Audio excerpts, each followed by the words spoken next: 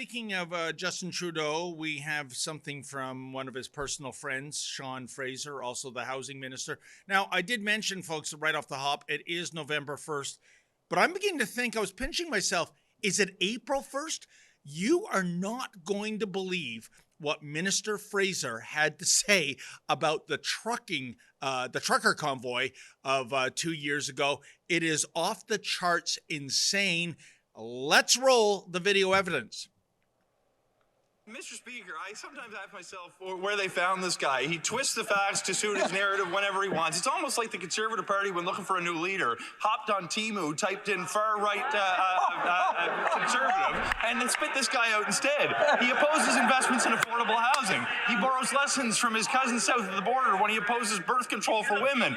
During the January 6th of Canada, the convoy, he wasn't just telling people to stand by, he was bringing them coffee in the streets. Mr. Speaker, it might be election season in America. We don't need this far right-wing populism here at home.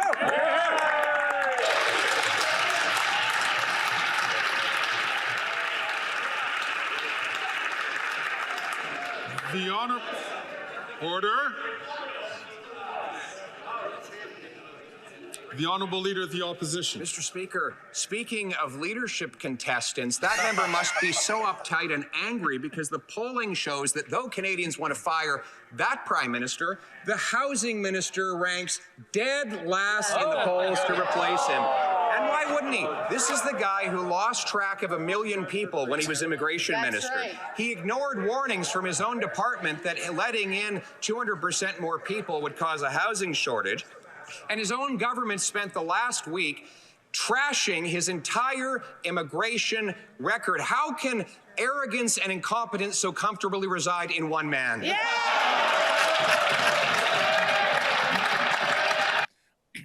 Well, Sheila, two things. I know the year has 2 full months yet to go, but to me, that's the line of the year from Mr. Poilievre. How can arrogance and incompetence so comfortably reside in one man? Boy, that's Shakespearean. But the line I was talking about that made me wonder is if it's April 1st as opposed to November 1st. Did Minister Fraser actually call the Freedom Convoy the January 6th of Canada?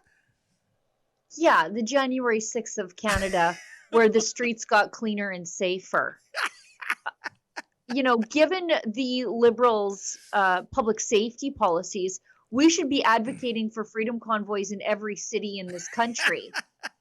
They land in the city and all of a sudden the crime rate goes down. Boy, we could sure use that in places like Calgary these days. I don't know if you saw, it was in our morning media scan, David, that crime is up, I think it's 70% property crimes in downtown Calgary. That's Gondak's policies coupled with Justin Trudeau's catch and release policies. And the province of Alberta is doing its best to put out the fire somebody else started once again.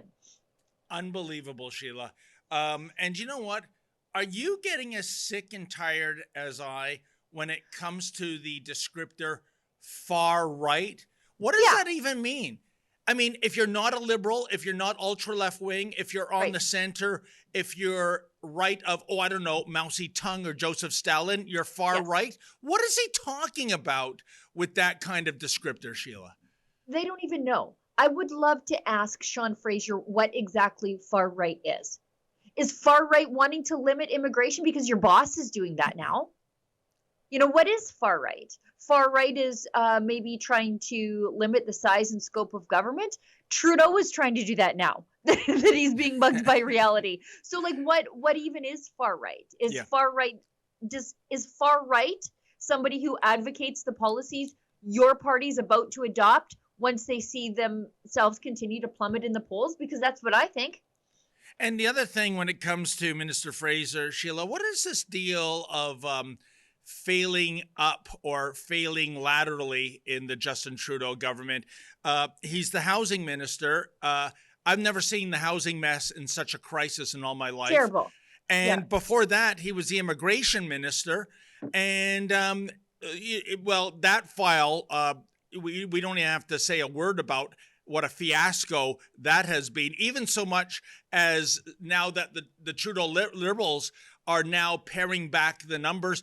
And just barely a month ago, when Pierre Poilievre was suggesting that, he was being described as xenophobic and racist. So I guess, is the current immigration minister racist and xenophobic too? Because this is what he's doing now as a matter of policy, not criticism. Right. This is what I mean by our far right policies, the policies the Liberal Party will adopt once they're mugged by reality, which is what they continue to do. And look, let me just preface this when I say it. Jason Kenney of 2012 to 2013, 14, 15, under Stephen Harper, Sean Fraser is the anti-Jason Kenney, in that in those days, Jason Kenney as a federal minister was the fixer. He would go into these failing ministries like the D&D, immigration, whatever they call the jobs ministry now. He would go in and fix it. It would be a disaster. Jason Kenney would go in and fix it. And for those of us here in Alberta, we thought that's what he was going to do to our government when we got rid of the NDP and then he was premier. We're like, oh, perfect, the fixer's here. He didn't fix things. But when he was under Stephen Harper, he went in and fixed things. Sean Fraser is like bizarro Jason Kenney. He just goes into these ministries and destroys them. You know, you raise a great point, Sheila, and I just thought of something based on what you're saying. Jason Kenney, he is the political version of New Coke circa 1985, isn't he? Yeah. Which was a complete disaster. The company had to revert back to Coke Classic. So, but yeah, when he was old Coke, he was fine. Yeah. So 2012, 2015, as you said, that was Jason Kenney Classic. And then Jason Kenney as the premier in Alberta during COVID, new Jason Kenney. Oh, just like Coke, I prefer the classic to the new. And now both are gone. So there you go. Yeah. Oh, hi, it's Ezra Levant here in Toronto with an important message because we need your help.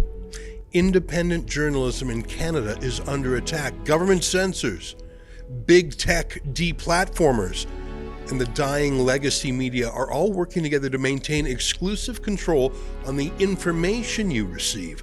They don't want you to hear other voices like ours, and they really don't want you to be informed and to think for yourself. That's why the work we do here at Rebel News is so important.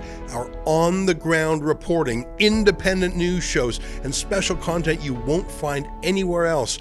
It's all designed to give you trustworthy information and alternative viewpoints so you can decide for yourself. We don't get government money, and we are not owned by some big global conglomerate. We're funded by people just like you, so please support independent journalism and help us continue our work by subscribing and becoming a Rebel News Plus member today, right here on the page. Go to rebelnewsplus.com. Members get instant access to all of our shows, invitations to exclusive events, and access to our premium content like live event footage and documentaries you won't see anywhere else. Only Rebel News Plus members can join the conversation by participating in the comments section of our new website. That way you can have your say too. More than anything, though, you'll be able to take pride in supporting real, honest journalism, and you'll help our talented team continue to do the work to push back on the establishment. We really can use your help. We need it, in fact. So thank you, and enjoy Rebel News Plus.